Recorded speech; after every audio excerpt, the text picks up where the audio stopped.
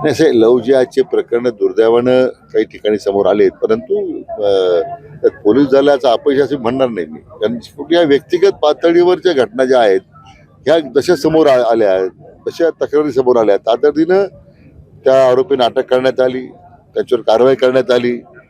कोणत्या प्रकारे त्याच्यामध्ये ढिलाई दाखवण्यात आलेली नाहीये. आपल्या अहिल्यानगर जिल्ह्याचे मागे 2 प्रकरण घडलेत, तातडीनं 24 तासामध्ये 2 दिवसामध्ये काही ठिकाणी आरोपींना अटक झाली.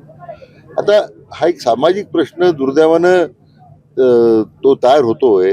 आता त्याला वेगवेगळे प्रवाह आहेत, त्याची मी काय भाष्य करणार नाही, परंतु जिथे जे लवज्जियाच्या घटना होतात तिथे मात्र कठोर कारवाई करण्याच्या सूचना दिलेल्या आहेत. नाही तर पुढं आमच्या उद्या रविवारी होणाऱ्या मंत्रिमंडळाच्या बैठकीच्या निमित्तानं त्या विषयावर चर्चा झाली तर निश्चितपणे मी माननीय मुख्यमंत्री महोदयांना विनंती करेन.